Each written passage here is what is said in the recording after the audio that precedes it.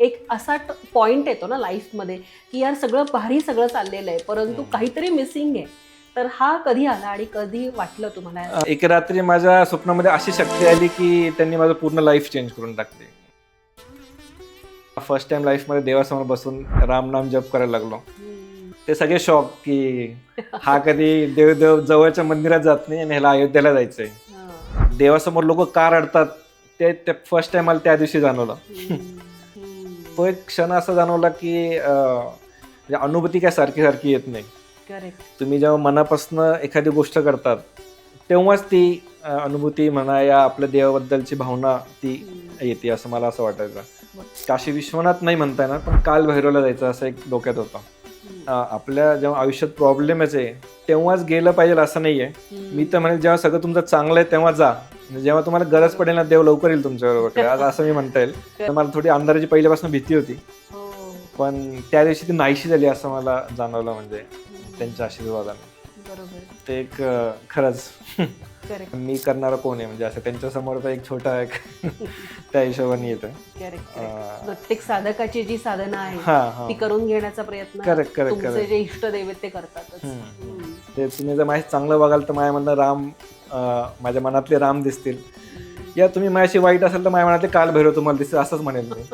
म्हणजे yes both personality आज प्रत्येकामध्ये असली पाहिजे.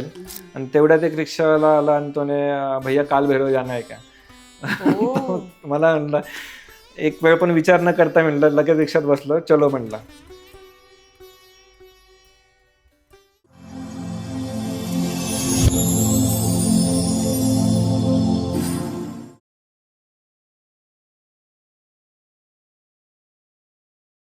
नमस्कार, मी अनुष्का. आजच्या एपिसोडमध्ये आपल्या सगळ्यांचं खूप मनापासून स्वागत करते.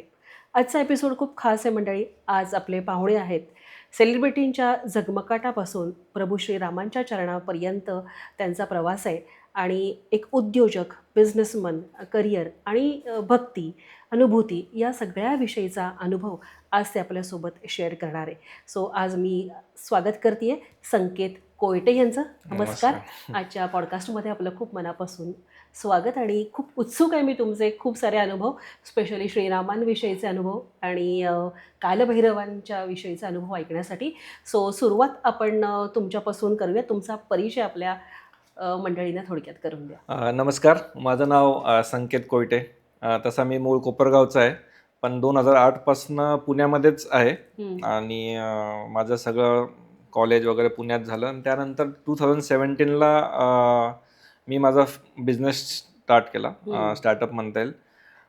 बुक इव्हेंट आर्टिस्ट नावाने होता तो. आय गेस इंडियामध्ये आय गेस 3 या 4च कंपन्या होत्या की जे करत होत्या त्या. मी ऐकलं तेव्हा मलाही नवीनच होता गोष्टी. सो त्याबद्दल सांगा. कारण तो कन्सेप्ट असा होता की जसं की एखादं इनॉग्रेशन असतं या जिथं ब्रँड एन्डोर्समेंट्स असतात या आपण लाईव्ह कन्सर्ट ठेवतो अजय अतुलचा आपण लाईव्ह, तर त्या लोकांना सेलिब्रिटीशी डायरेक्ट कनेक्ट नसतो. तर we are like a mediator for them की आमच्या थ्रू ते सेलिब्रिटीशी कनेक्ट होऊ शकतात. मग त्या हिशोबाने आपण तो बिझनेस कन्सेप्ट आणला. कारण खूप सारे पॉलिटिशियन्स मग रॅलीजला सेलिब्रिटीज बोलवतात वगैरे या मग त्यांना डायरेक्ट कनेक्ट नसतो. मग तो एक कनेक्ट जमवण्यासाठी मी तो बुक इव्हेंट आर्टिस्ट प्लॅटफॉर्म बनवला होता. आणि त्यानंतर असं जाणवलं की त्यांना मार्केटिंगची पण गरज आहे. मग त्याच्यानंतर ग्रोकेज मीडियाचंही मी तेव्हा कंपनी फॉर्म केली. जस्ट सेलिब्रिटी झाल्यानंतर त्यांचं ब्रँडिंग वगैरे सगळं पण आपणच करणार. त्या हिशोबाने तो बिझनेस होता. कसं यश मिळालं मग त्याला, म्हणजे सुरुवात? यश म्हणजे माझ्या प्रिव्हियस मी जॉबही केलाय 5 वर्ष. त्याच्यामध्ये मार्केटिंग सगळं शिकलो होतो. आणि जसा हा नवीन बिझनेस स्टार्ट केला तर त्याचं पूर्ण SEO, गुगल ॲड्स वगैरे सगळं मीच केलं. आणि पहिलाच कॉल हा मला मलेशियावरून आला होता. 6 महिन्याचा टाइम लागला त्याला कारण थोडा वेळ लागतो मार्केटिंगच्या याला. आणि तो पहिला कॉल मलेशियावरून मी पहिले घाबरलो की अरे आउट ऑफ कंट्री कॉल आहे आणि फेक आहे नाही आहे माहीत नाही आपल्याला. मग ते बोलले की नाही आम्हाला असे सेलिब्रिटी लागत आहे. त्यांचा एक ज्यूसेको नावाचा ब्रँड होता. 300 टाईप्सचे ज्यूस होते त्याच्याकडे. आपण जनरली 5-10 टाईपचे ज्यूस बघतो, त्यांच्याकडे 300 टाईपचे ज्यूस होते. आणि मग बोलण्यात कळालं की जेन्युइन कंपनी. मी थोडा रिसर्च केला आणि यस त्यांचा बजेटही खूप चांगला होता. आणि फर्स्ट प्रोजेक्ट माझा करीना कपूरवर क्लोज झाला. म्हणजे शी वॉज लाईक तिथं ते एक जस्ट अपिरियन्स होतं, रिबन कटिंग वगैरे, आणि त्याचा एक त्यांचा एक तेवढा रोल होता. आणि यस, त्यांचं सगळं ब्रँडिंगचं काम म्हणा, हे सगळं आपण आपल्याच कंपनीने केलं. तिथून एक चांगली सुरुवात झाली असं म्हणायला लागेल मला त्या बिझनेसची. कसा होता करीना कपूर सोबतचा अनुभव तुमचा? करीना कपूर या दुसऱ्या सेलिब्रिटी जे असतील ज्यांच्यावर काम केलंय ते काय आपल्यासारखेच असतात, म्हणजे त्यांनाही तेच प्रॉब्लेम्स आहे जसे आपल्याला असतात. Right. फक्त लेवल ऑफ प्रॉब्लेम वेगळी, आपली साधी आहे तर त्यांची जास्त मोठी असणार. बरोबर. पण यस, त्यांच्याकडनं भरपूर काही शिकण्यासारखं आहे, म्हणजे टाइम कसा मॅनेज केला पाहिजे. आणि त्यांचे एवढे इव्हेंट्स असतात, एवढे शूट्स असतात, टाइम मॅनेजमेंट, परत घरी टाइम देणं, हे खूप काही गोष्टी, मेन म्हणजे त्यांच्याकडे टाइम मॅनेजमेंट मी चांगलं शिकलो. आणि त्यांचा एक वेगळा ऑरा असतो, म्हणजे आपण म्हणतो की सेलिब्रिटी एक किती इझी काम आहे, जर जायचं शूट करायचं, तसं नाही आहे. त्यांनाही सगळं म्हणजे राईट सकाळी उठावं लागतं, जेवढं आपण नाही करू शकतो तेवढं ते करतात. आणि शिफ्टमध्ये काम शिफ्टमध्ये काम करणं या एक्सरसाइज करणं, आपण आज जिमला जातो तर 15 दिवसांनी सोडून देतं काही लोक असे. राईट. तर यस, म्हणजे त्यांचा वेगळाच ऑरा असतो, लक फॅक्टर असतं, त्यामुळेच लोक त्यांना इनॉग्रेशनला म्हणा या ह्याला बोलवतात, की जेणेकरून आपलं नवीन एक जसं कॅफे ओपन होतंय या ज्वेलरी शॉप ओपन होतंय, त्यांच्या हाताने झालं तर एक लक फॅक्टर या त्यांचा जे एक ऑरा आहे तो आपल्या ह्याला येईल, त्या हिशोबाने बोलवतात लोक. करेक्ट. म्हणजे आता करीना कपूर हिंदी चित्रपट सृष्टीतलं एक चांगलं नाव आहे. मराठी चित्रपट सृष्टीशी पण तुमचा कनेक्ट आहे का? आणि ते पण सेलिब्रिटी? हा, म्हणजे जनरली मराठीमधले ऑलमोस्ट सगळ्यांबरोबरच काम झालंय, म्हणजे जसं सोनाली कुलकर्णी आहे आपले, या श्रुती मराठे आहेत, या पूजा सावंत आहेत, या सगळ्यांबरोबर मोस्टली सगळ्यांचं काम झालंय. आणि यस, खूप चांगला सगळ्यांचा स्वभाव आहे आणि खूप छान एक्सपिरियन्स होता त्यांच्यावर काम करणं म्हणजे. आणि यस, खूप एक वेगळाच अनुभव होता तो, म्हणजे एक सेलिब्रिटीवर काम करणं म्हणजे. करेक्ट. I can understand. मगाशी सुरुवात जेव्हा झाली तेव्हा आपल्याला लक्षात आलं की तुम्ही ग्रामीण भाग म्हणालात, की ग्रामीण भागातनं तुम्ही आज पुण्यापर्यंत आणि इंटरनॅशनल ब्रँडपर्यंत पोहोचलात. तर ती एक सायकोलॉजी काय होती, की एक उद्योजक म्हणजे एक जॉब टू बिझनेस यामधली सायकोलॉजी काय होती? तसं बघायला गेलं तर फॅमिली बॅकग्राऊंड सगळं आमचं पॉलिटिक्स म्हणा या बिझनेस तसंच होतं. आणि तो एक खूप वेगळा एक्सपिरियन्स होता. जसं आता कोपरगावला आपण बघितलं तर कसं इंजिनियर, डॉक्टर आणि CA हे म्हणजे खूप भारी, म्हणजे तेवढंच आपल्याला एक फोकस असतं. करेक्ट. एक पण म्हणजे पण पुण्याला आलं या मुंबईला आलं तर एक वेगळा लोकांना हे असतं. आपल्या इथं कसं की BA केलं म्हणजे अरे खूपच एक नॉर्मल लेवलचा मुलगा, BA म्हणजे त्याला काहीच येत नाही असं. पण तुम्ही जर बघितलं मुंबईमध्ये रेड चिलीज मध्ये एक म्हणजे 30-30, 50-50 लाखाचे पॅकेज घेऊन BA करून लोक तिकडे जात आहे, ते पण आउट ऑफ महाराष्ट्राचे. मग म्हणजे तो जो वाव मिळायला पाहिजे ना, ते आज गावात पण मिळायला पाहिजे, माझी अशी इच्छा आहे की म्हणजे की बाबा नुसतं डॉक्टर इंजिनियर हे नाहीये, त्याच्या पुढे खूप साऱ्या फील्ड्स आल्या आज की आपण ते एक्सप्लोर करू शकतो. आणि जो इंटरनॅशनल वाव मिळाला तो खूपच मस्त होता. जो करीना कपूरचा इव्हेंट केला, यानंतर मस्कटमध्ये नेहा कक्करचा एक आपण इव्हेंटचा एक प्लॅन केला होता. मग असे ओव्हरऑल खूप चांगला एक्सपिरियन्स मिळाला खरंच. मस्त. म्हणजे मला अतिशय आवडलं की ग्रामीण भागात येऊन स्वतःला एस्टॅब्लिश करणं आणि स्वतःचं नाव एक या इंडस्ट्रीमध्ये करणं ही खरोखरच खूप छान गोष्ट आहे. आणि आय रिअली लाईक. सो मंडळी, तुम्ही ऐकताय तर तुम्हाला पण अशा कुठल्या सेलिब्रिटींची जर आवश्यकता असेल तर संकेतजींचा नंबर मी डिस्क्रिप्शन बॉक्समध्ये देणार आहे. सो तुम्ही त्यांना कॉन्टॅक्ट करू शकता या सगळ्या गोष्टींसाठी. आणि हा प्रवास सुरू झाल्यानंतर एक असा पॉईंट येतो ना लाईफमध्ये की यार सगळं भारी सगळं चाललेलं आहे, परंतु काहीतरी मिसिंग आहे. तर हा कधी आला आणि कधी वाटलं तुम्हाला? जसं तुम्हाला माहिती असेल 2021 मध्येच या 20 मध्ये कोविड आला होता. त्याच्यामध्ये खूप सारे इव्हेंट्स बंद होते, सेलिब्रिटीज बाहेर निघत नव्हते. आणि त्यावेळेस मी ती कंपनी सोल्ड आउट केली. म्हणजे तो एक राईट डिसिजन होता, कारण ग्रोकीज ऑलरेडी चालू होतं, ग्रोकीच्या अंडरही करू शकतो हे मला माहिती होतं. आणि मग ती एक ऑस्ट्रेलियन कंपनीला सेल केली ती कंपनी, आणि ग्रोकीजच्या अंडर सगळं चालवलं. त्यावेळेस थोडा असा प्रॉब्लेम आला होता, बट यस, त्यावेळेस कोविडचा असाही फायदा आला की लोक ऑनलाईन जात होते खूप, त्यामुळे ग्रोकीजला जास्त वाव मिळाला. म्हणजे जस्ट शिफ्ट ऑफ हे झालं की जसं पहिले सेलिब्रिटी मॅनेजमेंट 80% होतं आणि हे 20 होतं, तर उलटं झालं, हे 80 झालं आणि हे 20% झालं. पण त्यावेळेस असं जाणवत होतं काहीतरी चुकतंय, काहीतरी आपण म्हणजे काहीतरी मिसिंग आहे असं एक जाणवत होतं कधी कधी. पण यस, म्हणजे तो बिझनेस चांगला झाला असं नाही, आणि आजही त्याला उलट ग्रोथ स्टेजमध्येच आहे. आणि येस, तो अजून एक्सपान्शन मोडमध्ये आपण नेण्याचा प्रयत्न करतोय. आता आपलं कॅनडामध्येही ऑफिसचं प्लॅनिंग चाललंय की ग्रोकीज मीडिया थ्रू मार्केटिंगच्या अंडर सगळं तिथं करतो आपण त्या हिशोबाने. तो मी मगाशी म्हणलं की तो ट्विस्ट कधी आला की जेव्हा असं वाटतंय की खूप सगळं चांगलं चाललंय पण लाईफमध्ये काहीतरी मिसिंग आहे किंवा सगळं आहे पण काहीतरी हरवल्यासारखं वाटतंय, तो एक क्षण तुमच्या लाईफमध्ये आला आणि तिथून सगळं बदललं, सो तो एक ऐकायला तो आवडेल. क्षण म्हटलं तर मला अजूनही तो इयर दिवस सगळं आठवतंय. 2022ला म्हणजे डिसेंबरच्या दौरान तारीख आहे मला आठवते, 15 डिसेंबर 2022ला. एक रात्री माझ्या स्वप्नामध्ये अशी शक्ती आली की त्यांनी माझं पूर्ण लाईफ चेंज करून टाकली. ती शक्ती होती प्रभू श्रीरामांची. त्याआधी सांगायचं झालं तर मी कधी असं काय रोज पूजापाठ या मंदिरात जाऊन दर्शन करणारं नाही. खूप कॉमन पब्लिक सारखं बाहेरनं कसं देवदर्शन घेतलं आपलं झालं. म्हणजे माझं असं म्हणणं होतं की मनात देव असला तर बास आहे. म्हणजे मंदिरात दिखायची गरज नाही. मंदिरासमोर जाऊन बसण्याचं म्हणजे आपण केलं म्हणजेच आपण देवाचं करतो असं नाही. मनात नाव घेतलं जय श्रीराम, ओम नमः शिवाय, तर तेवढंच बास असतं. पण जसं तर स्वप्नांमध्ये प्रभू श्रीरामांनी असं मला अजूनही अंगावर काटा येतो, हात ठेवला असं स्वप्नांमध्ये होतं आणि पूर्ण बॉडीमध्ये असं करंट टाईप वाहतोय असं मला जाणवलं. ती रात्र मी म्हणजे अख्खं झोपू शकलो नव्हतं. म्हणजे फर्स्ट टाइम मला स्वप्न होतं आणि प्रभू श्रीरामांबद्दल ऑफकोर्स मला माहिती होतं. म्हणजे आपण मूवीजमधनं या ऐकत आलोय दंतकथा सगळ्या आपण. पण फ्रँकली स्पीकिंग म्हणजे मी जसं कोपरगावचं आहे, या नॉट ओन्ली कोपरगाव, आपल्या महाराष्ट्रात जास्त करून गणपती बाप्पा, गजानन महाराज, या शिवा भगवान ह्यांना सगळे ओळखतात. या आपण त्यांचं पूजन घरात करताना पाहिलेलं आहे. करेक्ट. आणि आमच्या स्कूलला जाताना एक रामाचं मंदिर होतं. तिथं आसपास खूप असे पंजाबी लोक राहायचे आणि ते मोस्टली जायचे तिथं. तर मला असं वाटायचं की पंजाब्यांचे दैवत आहे ते. तर म्हणजे एवढं मला माहिती नव्हतं की आपण प्रभू श्रीरामांचं. मग मी थोडा रिसर्च केला या हे झालं तेव्हा अजून मला त्यांच्याबद्दल खूप माहिती झालं आणि घरीही सांगितलं.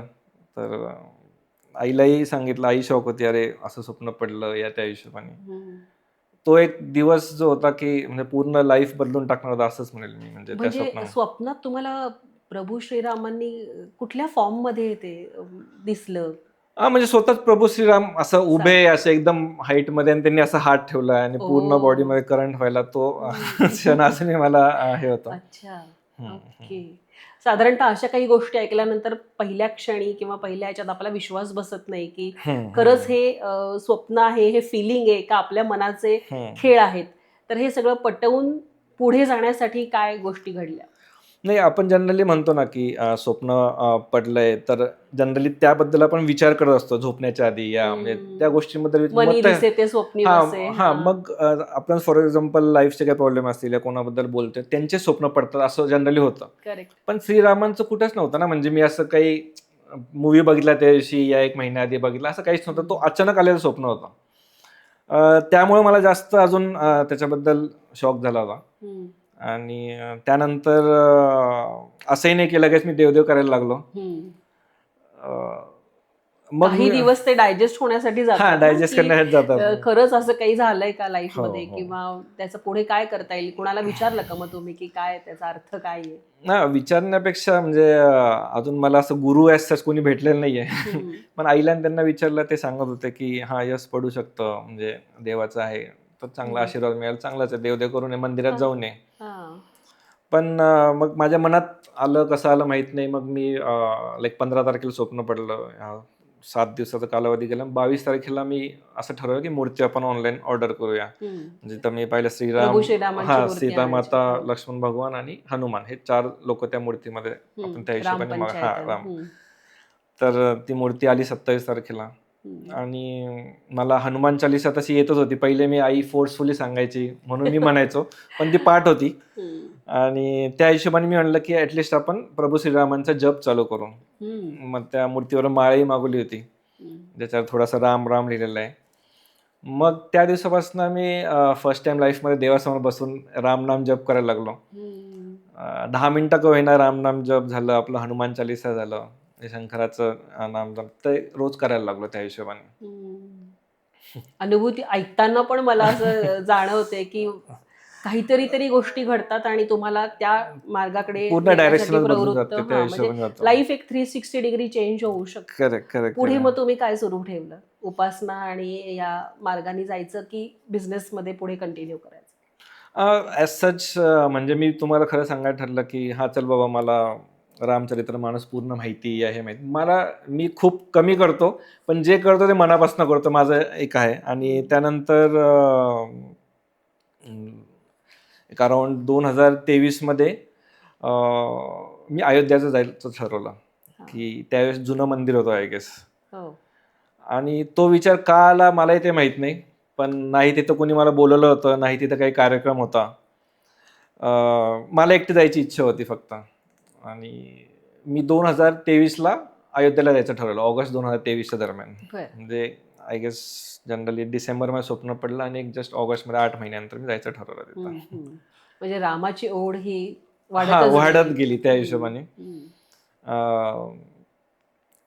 त्यानंतर असं झालं की मी जेव्हा अयोध्येचं ठरवलं ते पहिले मी वाईफ जोईला सांगितलं, आईला सांगितलं, पप्पांना सांगितलं, सगळे एकत्रच होते.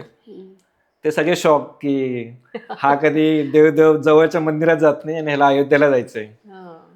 आणि अयोध्या, काशी हे कसं की आपण जरा म्हातारी झालं की मग म्हणजे जास्त करून एजेड लोक, सिनियर सिटीजन लोक जातात तिथं, ह्याला काय आता जायचं? मी म्हटलं नाही, मला जायचंय म्हटलं. कारण मी कधी असं एकटं युपी साईड या इथं कुठे कधी गेलेलो नव्हतो आणि नाही जाऊया आपण. आणि मग ठरवलं आणि अयोध्येला 5 ऑगस्टच्या दरम्यान मी अयोध्येला गेलो. आणि असं नाही की जसं पाऊल ठेवलं की माझं खूप एनर्जी आली, असं नाही रे. मी जे आहे तेच सांगेल. जसं म्हणतात की अयोध्येला जेव्हा जातो आपण तर पहिल्या हनुमानगडीला गेलं पाहिजे, कारण हनुमान थ्रूच आपण रामांपर्यंत पोहोचू शकतो. तर पहिला व्हिजिट माझा हनुमानगडीला झाला आणि खूप छान मंदिर आहे. आणि त्यानंतर मग अयोध्येचं मंदिरात मी जे जुनं मंदिर होतं, बाजूला नवीन कन्स्ट्रक्शन चालू होतं आणि त्या मंदिरात गेलो. दर्शन मस्त झालं, छान झालं, लाईनीत उभं होतो. आणि एक माझ्याकडे लोकल एक मॉन्टी म्हणून मुलगा होता, त्यांनी खूप चांगलं गाईड केलं, कारण कोणतरी पाहिजे की ते अननोन सिटीमध्ये. आणि त्यावेळेस त्यांनी म्हटलं की एक रात का भी आरती आहे, शयन आरती, तो वो करना है तो हम जा सकते हैं. म्हटलं ठीक आहे, बेस्ट आहे. म्हणजे तो एक मोठा अनुभव. तिथं फक्त VIP लोक होते, म्हणजे 25 लोकांना अलाउड होते आरतीमध्ये. आणि त्याची काय ओळख होती, त्यामुळे मला जो जायचा एक संधी मिळाली. आणि त्यावेळेस ती जी आरती, म्हणजे फर्स्ट टाइम डोळ्यातनं पाणी आलं, म्हणजे ती आरती जेव्हा चालू होती तो अनुभव पण खूप भारी होता. म्हणजे एकदम म्हणायला लागेल की देवासमोर लोक का रडतात ते फर्स्ट टाइम मला त्या दिवशी जाणवलं. त्यामुळे एकदम अयोध्यावरनं जेव्हा परत आलो तेव्हा एकदम मन शांत झाल्यासारखं वाटलं होतं मला, एवढंच सांगू शकतो. म्हणजे काय फिलिंग होतं ते, म्हणजे नेमकं फिलिंग ॲज सच म्हणजे पूर्ण मन शांत झालं होतं. म्हणजे एक वेगळाच अनुभव होता तो, कारण मी कधी असं एवढं लांब मंदिरात जाऊन गेलो असंही नव्हतं. एक सांगता येणार नाही तो असा अनुभव होता. म्हणजे एक वेगळाच मन शांत झाल्यासारखं वाटलं. सगळे प्रॉब्लेम्स, असं कसं मी खूप ओव्हर थिंकर आहे, तर ते ओव्हर थिंकिंग अशी थोडी बंद झाल्यासारखी वाटली त्यावेळेस मला. एकदम मला येताना एकदम झोपून, म्हणजे मेडिटेशन करून एकदम शांत डोळे बंद करून आलो मी. अच्छा, ही रात्रीच्या आरतीच्या वेळेस आलेली अनुभूती होती तुम्हाला?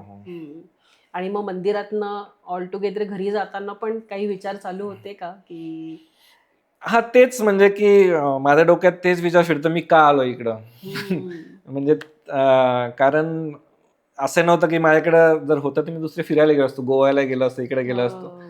तो एक विचार सारखा येत होता की का बोलवलं ह्यांनी मला इथं, मी का आलोय. म्हणजे ते एक विचार एक सतत डोक्यात वाहत राहायचे माझ्या. उत्तर शोधायचा प्रयत्न होता, बाकी काहीच नाही. खूपच छान. आणि मग पुढे कसा प्रवास सुरू केला?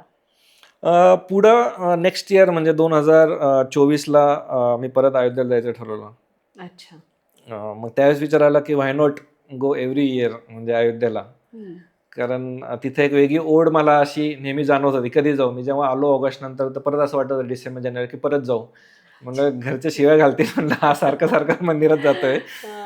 आणि मित्रही म्हणतील की अरे हा साधू संत झालाय का तू, असं तसं. त्या हिशोबाने एक हे होतं.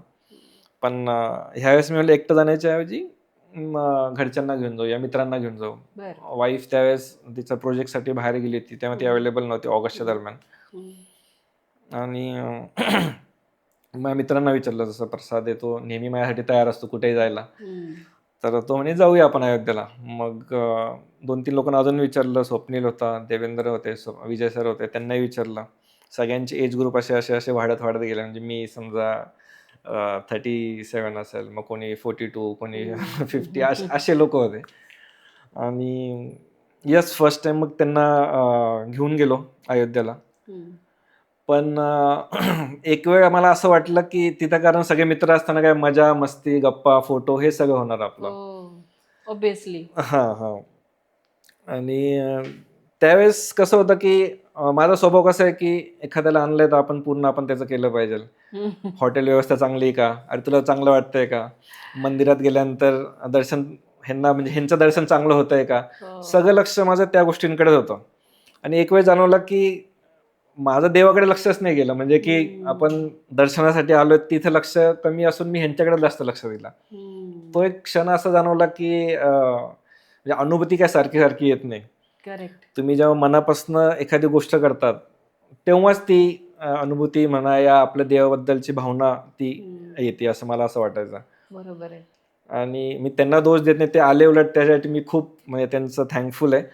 पण जे मला जाणवलं की म्हणजे ग्रुपमध्ये जाणं, आपण समजा आता मेडिटेशनला बसायचंय, अरे हा काय मेडिटेशन करतोय, एवढा मोठा झाला का, त्या हिशोबाने लोक या मित्र आपले बघत असतात. ते तुम्हाला म्हणजे मित्र म्हणजे कसे असतात आणि यस, तो क्षण मी आल्यानंतर मला असं वाटलं की अरे आपण एकटं गेलं असतं तर अजून चांगलं झालं असतं, असं मला त्यावेळेस वाटलं होतं. आणि यस, तो एक प्रवास चांगलाच झाला ऑब्व्हियस त्यांच्याबरोबर जाऊन. म्हणजे एखाद्याला पुण्य देणं पण चांगलीच गोष्ट असते. तुमच्या निमित्ताने त्यांचं दर्शन झालं. तर तेच सगळे लोक तेच म्हणत होते की नाही तू नसता तर अयोध्या कधी, आम्ही प्लॅनही नसतं केलं त्या हिशोबाने.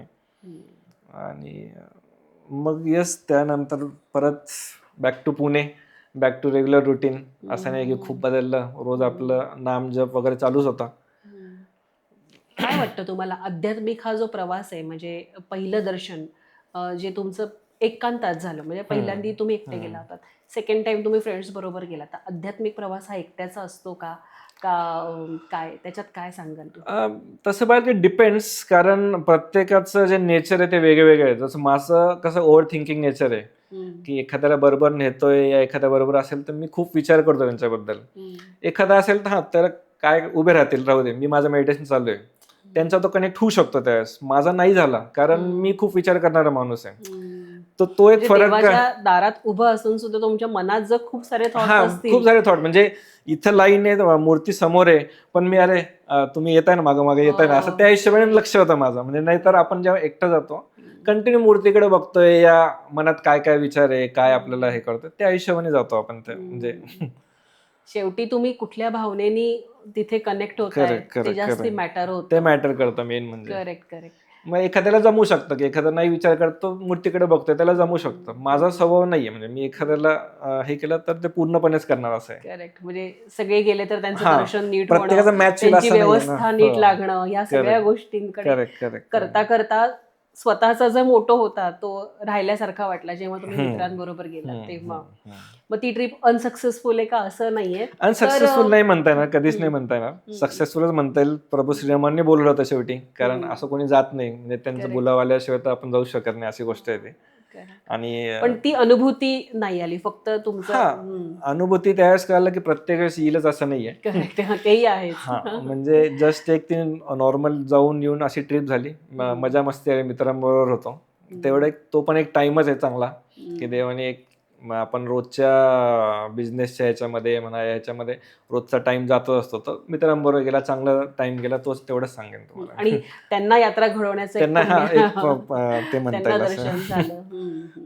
आणि मग त्याच्यानंतर पुन्हा तिसऱ्यांदा तुम्ही गेलात तेव्हा एक चांगला अनुभव तुम्हाला आला, तो आपल्या प्रेक्षकांना. 2025 म्हणजे शेवटचंच वर्ष. ह्यावेळेस मी म्हटलं की आपण दुसरं एक्सप्लोअर करू ह्यावेळेस अयोध्येला जाण्यापेक्षा. माझ्या डोक्यात होतं जगन्नाथपुरी आणि सेकंड होतं आपलं खाटू श्याम जे राजस्थानमध्ये. हे दोन्ही खूप नावाजलेले नाव आहे. म्हणजे असं आहे ना की आता मी कधी कधी खूप स्पिरिच्युअल टूर पण शोधत असतो की कुठं जाऊन आपल्याला काय काय म्हणजे जगन्नाथपुरीचं आपण ऐकलं असेल की त्यांचे खूप काही महिमा आहे. त्यांचा तो फ्लॅग उलट्या दिशेने वाहतो हवेच्या, या त्यांचं जे कुकिंग होती ती कधी संपत नाही, म्हणजे प्रसाद सगळीकडे वाटला जातो. ते एक बघायचं होतं मला की खरं आहे काय नाही. मग शॉर्टलिस्ट केलं जगन्नाथपुरी आणि खाटू श्याममध्ये. खाटू श्यामचं मी ठरवलं होतं की जाऊया आपण, म्हणजे ऑक्टोबरच्या दरम्यान. ह्यावेळेस मी ऑगस्टला नाही जमलं मला काही कारणास्तव. आणि मग कुठंतरी माझ्या कानावर कालभैरव अष्टकम त्या दरम्यान ऐकू गेलं. रील्स का यूट्यूबवरनं मला आठवत नाही. आणि ते खूप आवडलं मला कालभैरव अष्टकम. फर्स्ट टाइम म्हणजे मी त्यावेळेस ऐकलं असेल. आपलं तुम्ही जर महेश काळेंचं रामबिना कुछ दिखत नाही आणि काल ते ऐकलं असेल तर मी नेहमी ते जास्त गाणं ऐकतो आणि खूप मस्त गाणं येतं, एकदा ऐका तुम्ही नक्की. तर ते डायरेक्ट युट्यूबवरनं त्या ह्याला ते चालू झालं कालभैरव अष्टकम. मला खूप आवडलं. मग मी तर पूर्ण आठवडा कालभैरव अष्टकम ऐकत होतो. कालभैरवचं असंच आहे की मला जास्त काही माहित नाही. जसं रामाचं जास्त माहित नव्हतं तसं कालभैरवचं माहित नव्हतं. जसं आपले म्हसोबा या हे आहेत तसं कालभैरव एक असं ऐकून होतं फक्त. त्यानंतर मनात अचानक विचार आला की व्हाय नॉट काशी. अच्छा. आणि अयोध्येवरनं मग काशीवरनं तसं अयोध्येला पण जाता येईल, म्हणजे मिस नको व्हायला, दरवर्षी जे जातोय आपण. मग काशीला जायचं ठरवलं. काशीला खास म्हणजे काशी विश्वनाथ नाही म्हणता येणार, पण कालभैरवला जायचं असं एक डोक्यात होतं. आणि वाईफला बोललो मी एकटं जाते म्हणलं यावेळेस. ते जा बिंदास, काही प्रॉब्लेम नाही आहे.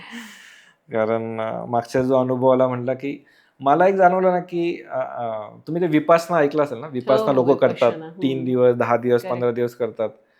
तो जो पहिल्या वेळेस पण जेव्हा गेलो ना, तो विपासनाचा अनुभव सारखं वाटतं. जेव्हा आपण एकटं जातो ना, आपण थिंकिंगला वाव मिळते, ओपन थिंकिंग होती, या कोणी बरोबर नसतं की म्हणजे आपली थिंकिंग चेंज करायला नसतं, विचार आपण ओपनली करू शकतो. हा मला एक अनुभव आला विपासना टाईप तिथं जेव्हा आपण एकटं जातो त्यावेळेस. मग मी म्हणलो व्हाय नॉट गो अलोन अगेन, म्हणजे आणि आपल्याला काशीचं पण अयोध्याचं पण दर्शन होऊन जाईल. आणि यस, मग अराउंड आता ऑक्टोबरमध्येच, ऑक्टोबर एंडला मी गेलो काशीला. आणि फर्स्ट टाइम कालभैरवचं मंदिर मी पाहिलं. म्हणजे खूप तिथे सुद्धा कालभैरवचं दर्शन आधी आहे आणि मग काशी विश्वेश्वराचं तसंच आहे. म्हणजे कारण कालभैरव कोतवाल म्हणून समजलं तिथं. आय गेस पोलीस स्टेशनमध्ये पण कालभैरवची मूर्ती ठेवली मेन खुर्चीवर. कलेक्टर ऑफिसमध्ये त्यांची असती. म्हणजे कोणी जर नवीन कलेक्टर या नवीन पोलीसच्या हायर अथॉरिटीला जेव्हा येतो तेव्हा तो पहिले कालभैरवचं दर्शन करतो आणि मग त्या ह्याच्यात जातो. त्यांच्याशिवाय पानही हलत नाही काशीमध्ये असं म्हटलं जातं. करेक्ट. कालभैरव म्हणजे काय की भैरव इज लाईक भयावर जो विजय ज्यांनी पाहिला तो कालभैरव, आणि काळावर पण ज्यांनी विजय मिळाला ते कालभैरव, आपण त्यांना असं ओळखतो. आणि ती खूप जबरदस्त पॉवर आहे असंच म्हणता येईल मला. म्हणजे ज्याला मृत्यूचं भय आहे, ज्याच्यात जो खूप काही कर्जात अडकला आहे किंवा ज्याचे कोर्टाची कामं पेंडिंग आहेत, अशा लोकांनी जर कालभैरवाची उपासना केली तर ती जास्ती फलदायी ठरते. म्हणजे आपण यावर एक पॉडकास्ट केलाय ऑलरेडी आपल्या चॅनलवरती. त्यामुळे त्या मॅडमनी ह्या गोष्टी शेअर केल्या होत्या की ज्यांना आयुष्यात असं वाटतं की काहीतरी थांबलंय किंवा भीती वाटतीये, तर त्यांनी कालभैरवाची उपासना केली तर सगळे प्रॉब्लेम सॉल्व्ह व्हायला मदत होते. तुमच्या अनुभवाकडे वळूयात परत. तेच माझं सांगायचं की आपल्या जेव्हा आयुष्यात प्रॉब्लेमच आहे तेव्हाच गेलं पाहिजे असं नाहीये. मी तर म्हणेल जेव्हा सगळं तुमचं चांगलं आहे तेव्हा जा. जेव्हा तुम्हाला गरज पडेल ना देव लवकर येईल तुमच्या बरोबर आज, असं मी म्हणता येईल. कारण त्यावेळेस असं नव्हतं की खूप प्रॉब्लेम्स होते, जस्ट एक दर्शन करायचं, आपल्याला जायचंय. आणि कालभैरवच्या आपण जेव्हा मंदिरात एंटर करतो ते दंडकी हातात त्यांच्या दंडक असतात, सगळे असे बसलेले असतात आजूबाजूला. ते आपल्याला इकडे म्हणतात, ते असं दंडक मारतात, कालभैरवचा मंत्र म्हणतात. कारण ते म्हणतात की तुमचे सगळे पाप त्या दंडकमध्ये कालभैरवच्या मंदिरात मिटले जातात, त्या हिशोबाने ते हे करतात. आणि यस, तो एक आणि मी जसं मंदिरासमोर गेलो आणि तिथं आपण जसं दक्षिण पेटीमध्ये पैसे ठेवतो तसं तिथं ठेवलं मी. आणि तेवढ्यात ते गुरुजी म्हणले तुम्ही एकटे का, आप अकेले हो क्या, म्हणलं हा अकेला हो, पण आ जाओ बोले पीछे के दरवाजे से. आणि मला मधून दर्शन करायचं एक सौभाग्य भेटलं कालभैरवचं. फर्स्ट टाइम बघत होतो मी कालभैरवांना, म्हणजे समोरासमोर असं की, आणि खूप म्हणजे मस्त एक छान अनुभूती होती त्या कालभैरवांची. मग मी डिसाईड केलं की तिथंच बसूया म्हणजे मंदिरात, कारण मला दुसरं काही काम नव्हतं. मी फक्त मंदिर करत होतो, नाही फिरायला आलो होतो काशीमध्ये, जस्ट एक कालभैरवासाठी आलो. म्हणलं मग व्हाय नॉट. हा म्हणजे मग त्यांचं जप चालू केला तिकडं. दुपारी मग थोडं रूमवर जाऊन आलो, परत संध्याकाळी आलो. ते आजूबाजूचे जे बसणारे ते पण ओळखीत झाले होते ना, अरे परत वापिस आ गया आप तो. मला हा ऐसे बैठने आया था अभी. आणि मग एक संध्याकाळची आरती असती ती अटेंड केली. मग परत जेवायला गेलो. ते म्हणले की तेव्हा कळलं की रात्री एक आरती असती, ती तुम्ही अटेंड करा, खूप छान असते ती. मग मी म्हटलो की व्हाय नॉट, म्हणजे आलोच आहे तर ती करून जाऊ आपण. आणि त्यानंतर रात्री आय गेस मी 10:30-11ला आलो असेल परत. त्याच्यामध्ये ते म्हणले की आरती का टाइम आहे अभी. आणि त्यामुळं मग मी तिथं बसलो परत आपला. त्यांचं सगळं पाणी मारणं वगैरे चालू आलं. मग किती 11:30 वाजले. अरे आरती होती का नाही अजून. मग ती रात्री 12 वाजताच्या दरम्यान आरती चालू आली. त्या गाभाऱ्यामध्ये 11 लोक होते फक्त, त्यात मी गेलो. आणि तो जो अनुभव आहे ना, तो अजून पण म्हणजे कधी विसरू शकत नाही. अशी आरती होती, शयन आरती जी असते ती. भूत वर्तमान भविष्य एकत्र आल्यासारखं मला वाटलं तेव्हा. कारण जे कालभैरवाचं जे कवच असतं त्या आरतीच्या दरम्यान ते काढतात, आणि मागं आपलं शेंदूर लावलेला दगड असतो ना, तो आहे खरा तिथं मागं. म्हणजे आपण नुसतं कवचच बघतो समोर, तेव्हा अंगाला असा एकदम काटा आला की काय एनर्जी. म्हणजे आपण असं खूप साऱ्या देवांना मी जातो, म्हणजे नाही का, असं बाकीचे देव जातो, गणपती बाप्पा जातो, या गजानन महाराज जातो, या पंढरपूरला गेलो, पण आपली एनर्जी ना काही देवतांशीच मॅच होती. म्हणजे मी असं जे अनुभवलंय, कारण सगळीकडे जातो आपण देवदर्शन करतो, पण इथं मला असं वाटलं की नाही म्हणजे आपलेच घरचे असतात, त्या हिशोबाने अशी एनर्जी मॅच होऊन जाते नाही का आपली. आणि तो एक अनुभव म्हणजे माझ्या आयुष्यातलं शयन आरती जी म्हणतात त्याला, म्हणजे प्रत्येकाने केली पाहिजे ती. आणि ते म्हणतात की प्रत्येकाच्या बसची बात नाही ते शयन आरती बघणे पण, म्हणजे कारण ते म्हणतात की तेव्हा झोपायचा टाइम असतो कालभैरवांचा. आणि कालभैरव म्हणजे मी कसं पहिले ऐकलं होतं की जास्त तांत्रिक रिलेटेड, या म्हणजे भय तिथं जाणं म्हणजे एकदम काळा जादू या हे त्या हिशोबाने ऐकलं होतं.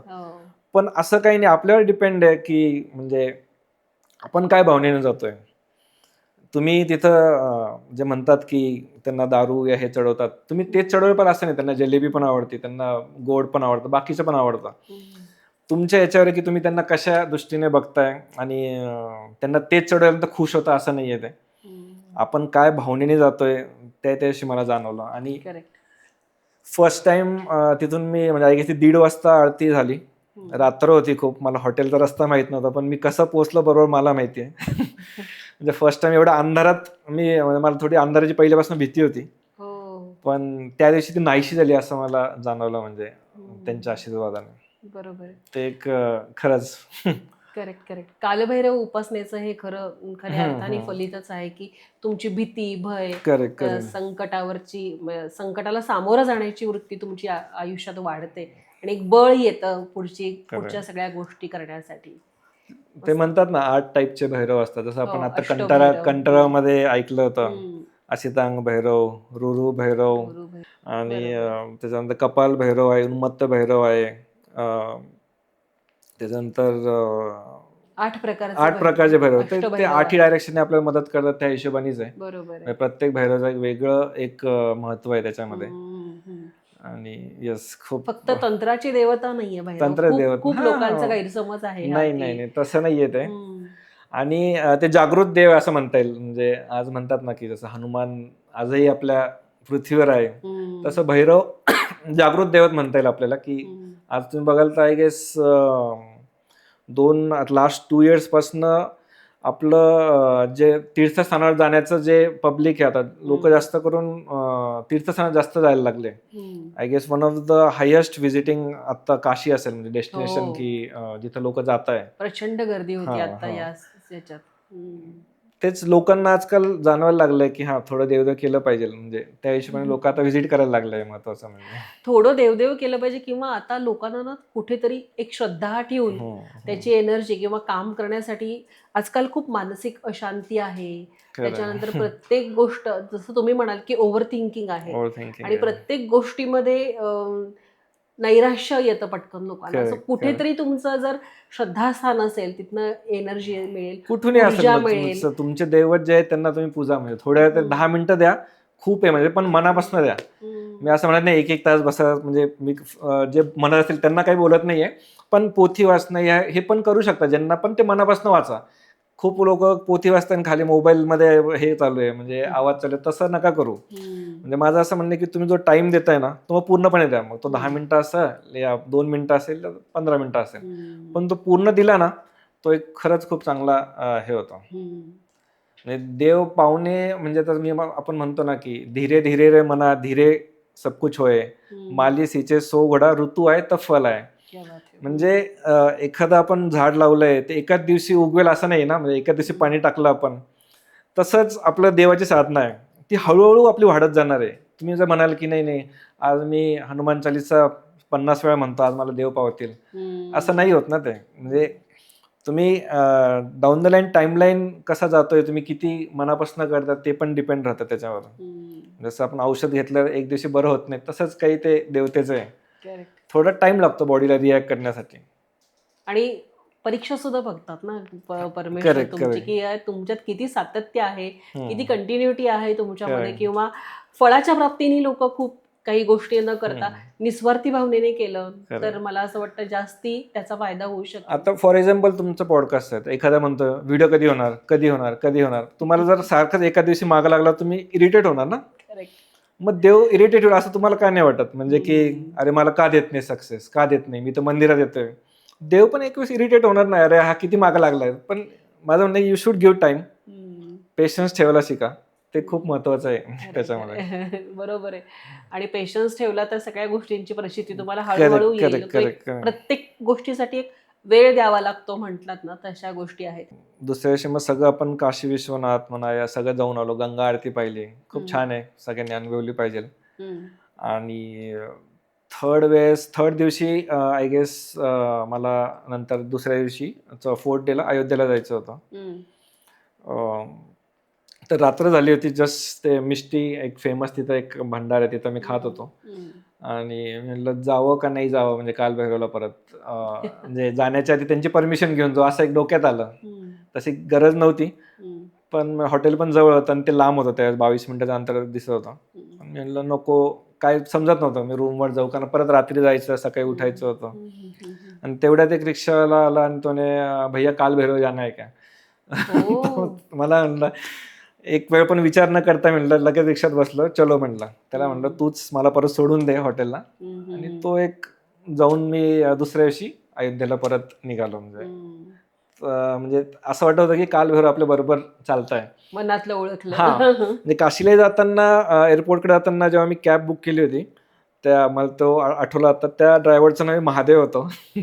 आणि बोलता बोलता त्यांचे जे कुलदैवत होते ते कालभैरवच होते. म्हणजे मी तेवढ्याच घरी सांगितलं त्याने, की आई म्हणले की बरोबरच घेऊन चालले तुला ते, असं समज म्हणे. मग झालं पुन्हा त्या वर्षी रामाचं दर्शन? येस. दुसऱ्या दिवशी अयोध्येला गेलो. ॲज युजल फर्स्ट आपण हनुमानगडीला जातो. आणि तिथं मेडिटेशनला बसलो हनुमानगडीच्या इथं. मी जनरली आपण जप करतो, म्हणजे मी जप करतो जनरली गेला की मंदिर समोर, आणि असं मी समोर तिथं बसलेलो होतो. आणि मी जप करताना तेवढं आरती चालू आली. आणि मी देवाला त्या आरतीच्या होण्याचं चालू आधी मी जस्ट म्हणून, कारण कधी जातो तर असं मागत नाही की मला हेच द्या तेच द्या, जस्ट की सगळं राहू द्या, चांगलं राहू द्या, हेल्दी राहू द्या. पण त्यांना जस्ट त्यावेळेस विचारलं की मी एवढ्या 3 वर्षापासून येतोय, 3rd इयर आहे, तर तुम्ही आहे काहीतरीच अनुभूती द्या, म्हणजे नाही का. कारण आपण अयोध्येचं ॲज सच अजून मी असं प्रसंग ऐकलेला नाही की हा बाबा मला श्रीराम दिसले या असं. मी खूप सर्च केलं, तर मी म्हणलं की ॲटलिस्ट अनुभूती द्या की तुम्ही आहे, म्हणजे नाही का आसपास. आणि त्याच एक 20-25 सेकंदानंतर आरती चालू होती, मी खालीच बसलो होतो, मेडिटेशन चालू होतं. माझ्या गळ्यात कोणतरी हार टाकला. बर. मला अंगावर काटा झाला. आणि आरती झाल्यानंतर मी जेव्हा मेडिटेशन झाल्यानंतर आणि आरती पण झाली तर मी डोळे उघडले, तर माझ्यावर आपला एक जण होता, त्याला विचार कोणी टाकलं, तो आणि शेजारीचे बाबा बसले त्यांनी टाकलाय. तर स्क्रीनवर तुम्हाला फोटो दिसतच असेल की हा जो हार आहे त्या बाबांनी टाकला होता. आणि मग त्यांना जास्त बोलता येत नव्हतं, ते असं थोडं बोलताना एकदम कमी बोलतात. मी त्यांना काही असं विचारलं नाही का टाकला काय नाही, मी जस्ट जाणवलं की हा बाप्पा आहे आपल्याबरोबर. कारण हार टाकण्याचा काही संबंधच नव्हता ना, म्हणजे का टाकतील ते माझ्या अंगावर, एवढी पब्लिक आसपास उभी आहे आरतीला, तिथं देवासमोर मंदिराच्या इथं सगळी पब्लिक उभी आणि हार का टाकतील ते माझ्या. मला असं विचारायला की नाही, येस काहीतरी आहे आपल्या पाठीशी, म्हणजे मी एकटा नाही त्या दिवशी, मला खरंच जाणवलं, म्हणजे त्या हिशोबाने होतं ते. म्हणजे तुमच्या मनात विचार यायला की हा. देवा तू आहेस तर मला हा प्रचिती दे काहीतरी आणि तर सांग की बाबा आहे, काहीतरी अनुभव दे की बाबा तुम्ही आहे माझ्याबरोबर, म्हणजे मी येतोय 3 वर्षापासून, मी येतोय का तुमच्यावर उपकार नाही करत आहे, बट स्टील काहीतरी हा बाबा आहे तुम्ही, म्हणजे बरोबर एक काहीतरी तर एक डिरेक्शन बरोबर डिरेक्शन चाललंय. आली या काहीतरी होतंय आपल्या लाईफमध्ये. तर मग तेव्हा समजलं मला की आपण जातोय तर देवाला असं एक, आपण लहान मुलं कसं आईला सांगतो या पप्पांना सांगतो मला हे पाहिजे ते पाहिजे, तुम्ही बोला, म्हणजे त्या दिवशी मला जाणवलं की Correct. आपण देवासमोर जाऊन आपण समजतो की देवाला सगळंच माहिती सगळं देवाला, हो. पण हा म्हणजे तुम्ही त्याच्या समोर जाऊन बोला की बाबा मला लाईफमध्ये हा प्रॉब्लेम चाललाय, या काय करू, तुम्ही डायरेक्शन द्या, सॉल्व्ह नका करायला सांगू, तुम्ही काहीतरी सांगा, डायरेक्शन द्या, ते बरोबर आपल्याला देतो. मला असं एक त्या दिवशी वाटलं. म्हणजे खूपच छान आहे हे. हा आणि I could connect with you की अशा गोष्टी होतात जेव्हा तुम्ही अंतर्मनाने देवाशी संवाद साधता, correct, मनापासून correct. त्याच्याशी बोलता, तेव्हा तुम्हाला कुठे ना कुठेतरी मार्ग त्याचा नक्कीच करेक्ट मिळतो. सो या गोष्टी घडतातच. आणि पहिला म्हणजे बिझनेसमन संकेत आणि आता या सगळ्या गोष्टींची प्रचिती आल्यानंतरचे संकेत, यामध्ये काय फरक आहे? फरक असता जास्त असं नाही म्हणता येणार, पण यस माझा पहिले जे समस्या आल्या की मी थोडं असं खूप ओव्हर थिंक करायला लागायचो. आता बघण्याचा दृष्टिकोन बदलला आहे. म्हणजे समस्या आली की हे काहीतरी मला शिकवणार आहे, ह्या दृष्टीने मी त्याच्याकडे बघतो. आणि म्हणजे लाईफमध्ये जे टेन्शन घेतो ना आपण, ते टेन्शन नका घेऊ. म्हणजे उद्या कोणी पाहिलं, आज जेवढं जगात जगून घ्या मस्त, असं माझं म्हणणं आहे. कारण म्हणजे आजचा दिवस हा तुमचा बेस्ट दिवस जगायचा असंच तुम्ही समजा. म्हणजे की काय होईल माझं पुढं, काय होईल, रिलेशन्स, बिझनेस, हे सगळे एवढं विचार नका करत बसू.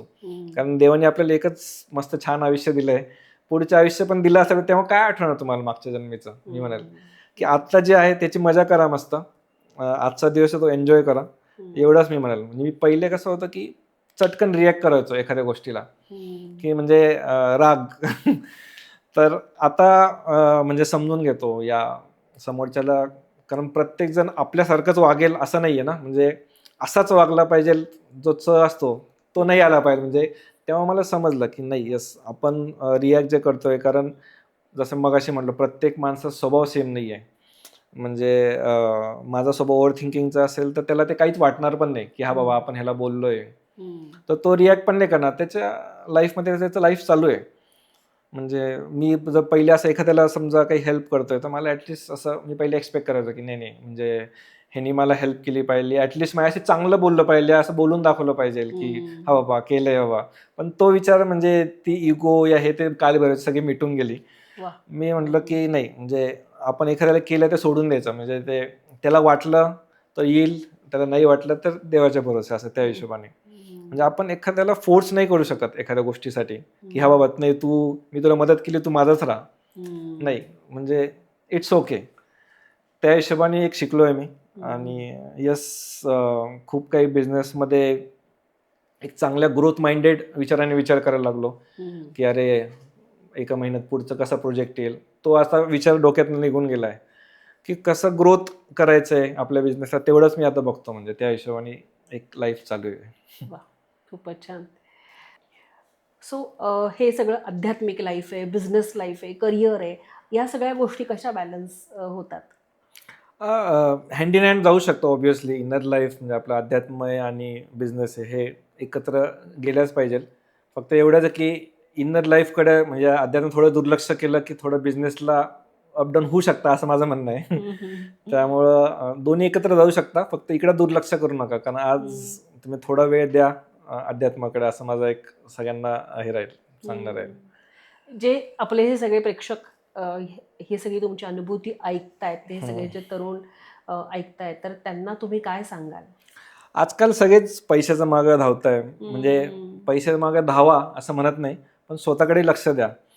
कारण आजकाल कंपॅरिझन या हे खूप होतंय. म्हणजे अरे ह्याच्याकडे एवढं आहे तर माझ्याकडे का नाही आहे. तर तो विचार करण्यापेक्षा, कारण प्रत्येकाचा टाइम असतो. म्हणजे एखाद्याला लवकर सक्सेस येतं तर एखाद्याला उशिरा सक्सेस येतं. आपल्याकडे भरपूर एक्झाम्पल्स पण आहेत त्याचे. म्हणजे जर आपण बघायला गेलं तर त्यांना तेच सांगणं राहील की म्हणजे तुम्ही जे करताय ते करत राहा. एका दिवसात बदल होईल या एका वर्षातच मला सक्सेस मिळालं पाहिजे असं नाहीये. कंटिन्युटी ठेवा, सातत्य ठेवा. त्यांनी कन्सिस्टन्सी असली तर प्रत्येक गोष्ट आयुष्यात घडेल, हे मी सांगेल त्यांना सगळं. नक्कीच. मगापासून आपण रामाची अनुभूती तुमच्याविषयी घडलेली ऐकली, त्यानंतर कालभैरव तुम्हाला खूप जास्ती कनेक्ट होतात. सो या दोन्ही देवतांच्या कुठल्या गोष्टी तुम्ही स्वतःमध्ये आणण्याचा प्रयत्न केला? तुम्ही आज जर ड्रेस पाहिला तर ब्लॅक इज भैरव आणि व्हाईट इज राम, म्हणजे असंच एक म्हणता येईल. रामाचे म्हणजे मी म्हणतो ना की आपण जेव्हा रामाचं करायला लागलो त्यावेळेस मी संयम शिकलो, या पटकन रिॲक्ट न करणे हे शिकलो. कारण भगवान राम तुम्हाला माहिती किती शांत आणि प्रेमळ व्यक्तिमत्व होते. पण आपल्या आयुष्यात ना काहीतरी कमी असते म्हणून ते दुसरे देवाचं इंट्रोडक्शन होतं असंच मी म्हणेल की एवढं पण संयम या प्रेमळ नाही राहिलं असं माझं असं म्हणणं आहे. कारण प्रत्येकाचं एक वेगळं अनुभूती असू शकते. पण कालभैरवचं माझ्या लाईफमध्ये इंट्रोडक्शन ह्यासाठीच झालं असं माझं म्हणावं लागेल की आपण घरात राम म्हणून राहू शकतो. या प्रत्येक माणसाच्यात राम असेल, कालभैरव असेल, पण जसं वागेल तसा तुम्हाला मी बघायला दिसेल. म्हणजे तुम्ही जर माझ्या चांगलं वागाल तर माझ्यामधनं राम, माझ्या मनातले राम दिसतील. या तुम्ही माझ्याशी वाईट असेल तर माझ्या मनातले कालभैरव तुम्हाला दिसतील असंच म्हणेल मी. म्हणजे येस, बोथ पर्सनॅलिटी आज प्रत्येकामध्ये असली पाहिजे. कारण आजचं जग जे आहे ते काय एवढं सोपं नाही आहे जगणं. तुम्ही आजकाल ॲज अ राम म्हणून फिरत असाल तर येस ऑफकोर्स मी तुम्हाला भेटेल, पण थोडंफार कालभैरवचंही तुमच्यामध्ये एक असलं पाहिजे असंच मला सांगून राहील. बरोबर आहे. म्हणजे जो जसा वागेल हा, तशी अनुभूती त्याला तशी अनुभूती. येईल. हा, आणि ते प्रत्येक माणसाच्या असतं. आज मी असं म्हणेल की प्रत्येक माणसामध्ये आज राम आहे आणि रावण पण आहे. म्हणजे जसं चांगला माणूस असेल त्याच्यात काही ना काही वाईट गुण पण असतातच. म्हणजे जो तरी दाखवत नसेल तो एकट्यात असतो तेव्हा ते दिसतातच त्याचे गुण, असं आहे. आणि कधी कधी बाहेर येतातच ते. तर तसं एक आहे नाही का. बरोबर आहे. तुम्ही कुठल्या प्रकारच्या उपासना करता? म्हणजे आता जे आपले पॉडकास्ट ऐकतायत तर त्यांनी क्विकली काय केलं म्हणजे गोष्टी पुढे जातील, किंवा तुम्ही कुठल्या प्रकारच्या उपासना करता? मी जसं पहिलेही सांगितलं, म्हणजे मला अजूनही उपासना काय असतं हे मी तुम्हाला नाही सांगू शकणार. पण येस, तुम्ही मनापासून 10 मिनिटं बसा देवासमोर, देवाचं मनापासून करा, तुम्हाला 100% रिझल्ट भेटतील हे सांगेल मी तुम्हाला. कारण आज तुम्ही 10 मिनिटं देताय तर तुम्हाला जेव्हा गरज असेल तेव्हा देव तुमच्याकडे 10 पावलं चालून येईल, एवढे सांगू इच्छितो त्यांना. म्हणजे उपासना कराच. म्हणजे जसं मला त्याबद्दल जास्त माहिती नाहीये, पण येस, मी जे करतोय ते आज फक्त सकाळी जे आहे मेडिटेशन 15-20 मिनिटं देवाला देणे म्हणजे मी त्यांच्यावर उपकार नाही करत, पण येस माझ्या शांतीसाठी त्यांच्याकडे जातोय. शेवटी तेच सांगेल की करा, पण जे करा मनापासून करा. म्हणजे पूर्णपणे मग ते 20 मिनिटं 30 मिनिटं जे असतील ते पूर्ण देवासाठी असेल, तुमचं आजूबाजूकडे लक्षच नाही गेलं पाहिजे असं म्हणेल मी. करेक्ट. म्हणजे जे कराल ते इन्व्हॉल्व्ह होऊन करा. हा, मनापासून करा. येस, जी काही तुम्ही तुमचं जे काही मेडिटेशन असेल त्या किंवा हिशोबाने, ज्या स्वरूपात तुम्ही देवाला पूजत म्हणजे असाल, कोणते देव असो, म्हणजे असं नाही की फक्त कालभैरव या श्रीराम असते. कोणत्याही देवासाठी करा, पण ते मनापासून करा. बरोबर. आणि मंदिरातही जाताय तर म्हणजे एवढ्या लांब जाण्यापेक्षा जवळच्या मंदिरात पण जाऊन या तुम्ही. तिकडे एक वेगळी पॉझिटिव्ह एनर्जी असते. आपण म्हणतो मंदिरात का जायचं, तर ऑलरेडी तिकडे सगळ्यांचे प्रेयर्स असतात, पॉझिटिव्ह एनर्जी असते. तो एक वेगळाच फील असतो. घंटी वाजली की निगेटिव्ह एनर्जी जाणे या हे असतं, ते एक वेगळाच फील येतो. म्हणजे करेक्ट. मी तर म्हणजे कुलदेवताला पण तुम्ही गेलं पाहिजे, कारण कुलदैवत हे आपल्या फॅमिलीचे ह्याचे फर्स्ट दैवत असतात. आणि मी आता कोपरगावला गेलो होतो, इलेक्शन होतं, आमचे काका उभे होते नगराध्यक्षासाठी. 20 तारखेला रिझल्ट होता आय गेस. आणि त्या दिवशी मी 19 आणि 20 तारखेला 2 दिवसच गेलो होतो कोपरगावला. आणि त्याच्यात माझ्या डोक्यात आलं की आपण ॲटलिस्ट जाऊन येऊ आपण आपल्या कुलदैवताला. आणि सकाळी म्हणलं सकाळी सकाळी एक 5-6 वाजता माझा मित्र दीपक पण होता बरोबर. मग आम्ही दोघं तिकडं गेलो. तिकडे गेल्यानंतर पूर्ण झाडं झुडपं होती त्या म्हणजे कारण म्हसोबा इज समथिंग लाईक दगड असतो फक्त, राईट. आणि आमचं जे कुलदैवत आहे ते असं एक ओढा वाहतोय बाजूनी आणि त्याचे वरती थोडासा ब्रिज आहे रस्त्यावर आणि ते खाली उतरून जायचं असतं. म्हणजे खाली जायलाच जागा नव्हती, म्हणजे फुल झाडं झुडपी काटे बिटे सगळे होते. हा, तर मी थोडं मला असं थोडं थांबलो, आता काय केलं पाहिजे, म्हणलं जाऊ का काय करू. मग शेजारी एक जण राहत होते, त्यांच्याकडनं आपण कोयता घेतला आणि एक एक एक कापत गेलो. मला असं वाटत होतं की त्यांनी त्यासाठीच मला बोलवलं त्याविषयी, कारण काहीच प्लॅन नव्हता. घरचे नारे रिझल्ट थांब जरा, नाही जाऊन येतो म्हटलं कुलदेवताला. त्यावेळेस सगळेच, कारण सगळेच फॅमिली होती बरोबर, काका आई वगैरे सगळे. त्यांना काय एवढं देवदेव करतो, कुठं चाललं, नाही जाऊन नव्हते. मला तेव्हा वाटलं की त्यांनीच मला बोलवलंय, कारण आय गेस तिथं जास्त कोणी जात नाही वाटतं माझ्या मते त्या म्हसोबाच्या देवस्थानाला. तिथं घंटी वगैरे आम्ही बोर्ड पण लावलेला आहे. आणि त्यावेळेस मग सगळे झाडं बिडं कापले, सगळे तिथं गेलो. थोडा रस्ता मोकळा केला जाण्यासाठी. तुम्हाला फोटोमध्ये दिसत असेल की पहिले कसं होतं आणि आता कसं तिथं केलं. मग तिथं शेंदूर वगैरे लावला, सगळं शेंदूर वगैरे सगळं नेलं होतं मी. आणि त्याची मग आरती, आपलं तिथं जनरली आपण आरती केली. आणि निघताना तिथं एक काळा कुत्रा येऊन बसला. तर मी पण एकदम शॉक झालो, कारण म्हसोबा पण एक भैरवाचाच एक अवतार असं म्हणता येईल. आणि भैरवाचं वाहन हे काळा कुत्रा आहे. तर मित्र पण म्हणला अरे काय की चक्क डायरेक्ट येऊन बसले, कारण तिथं सगळं आपण उदबत्ती वगैरे एकदम पॉझिटिव्ह वातावरण झालं होतं. आणि त्यावेळेस मग दर्शन केलं आणि मला वाटलं की यस, आलं पाहिजे होतं इथं. आणि एव्हरी लाईक 6 मंथ्स गेलं पाहिजे असं एक बघू, म्हणजे कसं, कारण पुण्यावरनं तिकडे जाणं म्हणजे एक खूप मोठा प्रवास आहे तो. त्यामुळं आमचे लाईक 3, म्हणजे माझे वडील आणि 2 त्यांचे भाऊ, असे 3 फॅमिलीज आहे. तर मग बघू कोणी कोणी जात राहील तिथं, म्हणजे असं त्या हिशोबाने.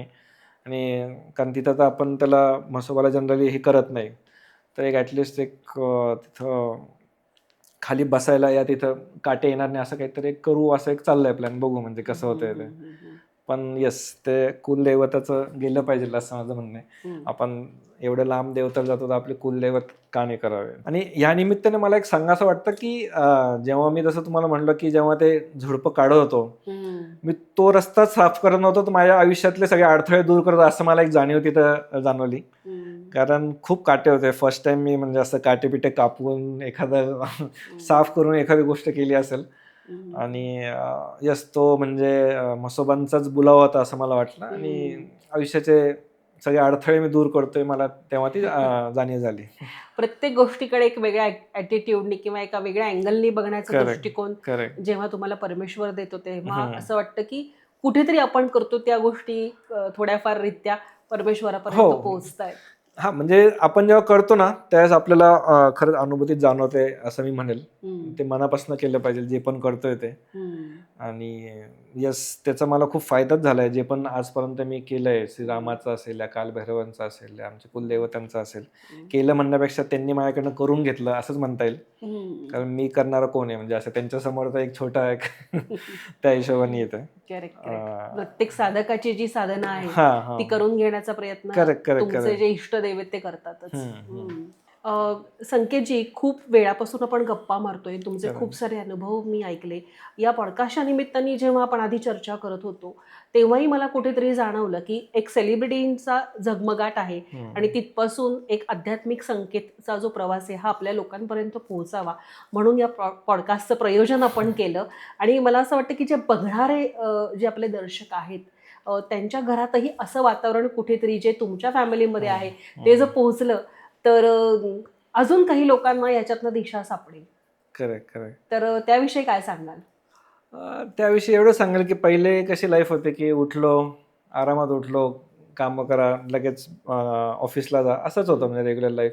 आणि तेही आपलं घरचे जे लहान मुलं असतात ते अनुकरण करणं. माझा मुलगा रिओ म्हणजे 8च वर्षाचा आहे, तर तोही तेच बघायचा, तो कशाला जाईल ना देवासमोर, अशी गोष्ट आहे. आणि जेव्हापासून मी करायला लागलो, या रोज समोर बसतोय देवासमोर सकाळी, तर तोही ते बघायला लागला आणि म्हणजे आश्चर्याची गोष्ट त्यांनी स्वतः दिवा लावायला लागला, या उदबत्ती लावतोय तो आज 8 वर्षाचाच आहे फक्त, पण त्याला म्हणजे माझं असं म्हणणं आहे की आपण जे करतो ना हे अनुकरण करणार आहे आपले मुलं. म्हणजे एवढं सांगाल की तुम्ही जर नुसतंच घरी वातावरण असं आहे की चल पार्टी या करा, म्हणजे मी पण आज पार्टी करतो असं नाहीये, पण दोन्ही ठेवलं पाहिजे. कारण आज आपण लहान मुलांना जर हे स्टोरी सांगतो ना जेव्हा देवाच्या, आता खूप सारे कार्टून्स आले, युट्यूबचे चॅनल्स आले, या त्याच्यावरनं मुलं वेगवेगळ्या म्हणजे हे ऐकताय आज, म्हणजे चॅनल्स बघताय, लहान मुलांचे जे एज्युकेशनल चॅनल्स आहे. पण आपले जे दैवत आहे, या राम असतील, हनुमान असतील, या गणेश भगवान, बाल गणेश असतील, ह्यांची स्टोरी जनरली आज जे जेनझी पॅरेंट्स म्हणता येईल हे दाखवतच नाहीये. म्हणजे एक अनुभव असा आला की म्हणजे मला लहान मुलं खूप आवडतात. लहान मुलांना स्टोरी सांगताना ते एवढे उत्साहाने ऐकत होते ना की म्हणजे असे लगे 5-6 मुलं बसले, हा आता काय झालं, आता काय झालं, हे त्यांना माहितीच नाही स्टोरी. जर आपण सांगितलं नाही तर आपला पास्ट काय आहे, या आपली म्हणजे संस्कृती काय, तर त्यांना कळणार कसं. आणि आपण खूप लोक म्हणतात मिथ नाहीये हे, जे झालेले ते म्हणजे रामाचे झालंय खरंच, त्याचे प्रूफ्स पण आहेत आपल्याकडे. आज आपण भरपूर प्रूफ्स आहे की खरं झालंय, मिथ नाहीये हे, खरं जे झाली तीच आपण त्यांना सांगतोय. म्हणजे तर वातावरण चांगलं ठेवा, म्हणजे घरी मुलांना आपण शिकू की हा बाबा घरी आल्यानंतर शुभम करोती कल्याणम, या ऍटलीस्ट बेसिक जरी शिकवलं ना तर त्यांना त्याची जाणीव राहते. त्यांनाही आवडतं करायला, असं नाही की नाही आवडत, पण हा नाही सांगितलं तर हा आम्ही चाललो खेळायला, या तसं एक वातावरण निर्माण होऊन जातं. म्हणजे तुम्ही घरातलं वातावरण जसं ठेवाल तसे संस्कार मुलांवर ऑब्विसली आपोआपच होत राहतील. म्हणजे शेवटी मुलंही कच्चीच असतात, कच्चीच तुम्ही जसं असतात. त्यांना घडवाल तशा गोष्टी आणि घडतील. त्यांना आवडतं, असं नाही की आपण त्यांना ते इरिटेट होतील, त्यांना आवडतं. तुम्ही त्याला कसं सांगतात त्या ह्याच्यामध्ये. तुम्ही जर त्यांना मंत्र म्हणून दाखवले, पोथी वाचली, त्यांना नाही समजणार. पण एक लहान मुलांना कसं सांगायचं, म्हणजे या तुम्ही भरपूर युट्यूबवर तशा स्टोरीज पण आहे की जे आपण बघू शकतो, देवानी काय झालं होतं काय नाही. लेजंड ऑफ हनुमान हे खूप मस्त हॉटस्टारवर आहे, त्याच्यामध्ये तुम्हाला पूर्ण हनुमानाची स्टोरी काय झालं काय नाही श्रीराम त्याच्यात बघायला भेटेल. माझ्या मुलाने खूप एकदा आवडीने बघितलं, 4-5 पार्ट त्यानं आवडीने बघितलंय, खूप आवडलं त्याला. मग त्याला आज कोणीतरी विचारलं, त्याला माहिती आहे कोण राम आहे, कोण हनुमान आहे, कोण सीता माता आहे, कोण लक्ष्मण भगवान आहे, या कोण रावण आहे, ते सगळे त्यांचे भावंड सगळे त्याला माहिती आहे. असं हे कुठेतरी आपणच केलेल्या संस्कारांचं फलित असतं. आणि मला असं वाटतं की हे संस्कार असेच एका पिढीकडून दुसऱ्या पिढीकडे पास ऑन होतात आणि पुढे जातात. राईट. सो आपल्या एपिसोडचा शेवट आज आपण रॅपिड फायरनी करूया. 5 प्रश्न मी तुम्हाला विचारणार आहे, त्याची एका शब्दात तुम्हाला उत्तरं द्यायची आहेत. So ready? ठीक आहे, चालतं. येस संकेतजी, करूया सुरुवात. येस. तुमच्यासाठी व्यवसाय एका शब्दात. व्यवसाय ही एक सेवा आहे, या शिस्त आहे तुम्ही म्हणू शकता. अपयश? नाही, तुम्ही शिस्त ठेवली तर तुम्हाला अपयश काय हेच जाणवणार नाही. श्रद्धा? श्रद्धा एक संयम आहे. वा. भीती? भीती आपल्याला अज्ञान म्हणता येईल, कारण आपल्याला काही गोष्टी माहितीच नव्हतं म्हणून आपण भीतो त्या गोष्टीला. जर थोडं समजून घेतलं तर आपण भिणार पण नाही त्या हिशोबाने. करेक्ट. आणि अनुभूती? अनुभूती कृपा आहे. वा. कृपा असेल तर सगळं पॉसिबल आहे, अनुभूती काय सगळ्यात लाईफमध्ये पॉसिबल असं आहे. करेक्ट. सो इतक्या सगळ्या गोष्टी तुमच्याकडनं आज जाणून घेता आल्या, आपल्या प्रेक्षकांपर्यंत पोहोचवता आल्या. यंदाचं वर्ष मंडळी रामाचं वर्ष आहे 2026, न्युमरोलॉजिकली सुद्धा. आणि रामाची भक्ती केली तर तुम्हाला यंदाचं 2026 सुद्धा चांगलं जाईल असं खूप साऱ्या लोकांचं प्रेडिक्शन आहे. सो आज संकेतजींनी खूप सारे सोपे गोष्टी सांगितल्या आहेत की फार काही करण्याची गरज नाहीये आयुष्यामध्ये. माझा पर्स्पेक्टिव्ह. बरोबर आहे. तर 5 मिनिटं जरी तुम्ही मनापासून तुमच्या देवतेशी कनेक्ट झाला तर त्याची अनुभूती आल्याशिवाय राहत नाही. So Sanketji, thank you so much. तुमचे आज अनुभव आपल्या प्रेक्षकांपर्यंत पोहोचवले. तर मंडळी, आजचा एपिसोड तुम्हाला कसा वाटला हे आम्हाला नक्की कमेंटमध्ये सांगा. आणि हा एपिसोड जास्तीत जास्त लोकांपर्यंत शेअर करा, जेणेकरून ज्यांना कोणाला असे छोटे छोटे अनुभव आले असतील परंतु लक्षात येत नसेल की नेमकं काय होतंय, तर त्याचा त्यांना या एपिसोडचा नक्कीच उपयोग होईल. सो तुमच्या कमेंटची वाट आम्ही बघतोय. सो पुन्हा भेटूयात नवीन एपिसोडमध्ये नवीन गेस्टसह. तोपर्यंत नमस्कार.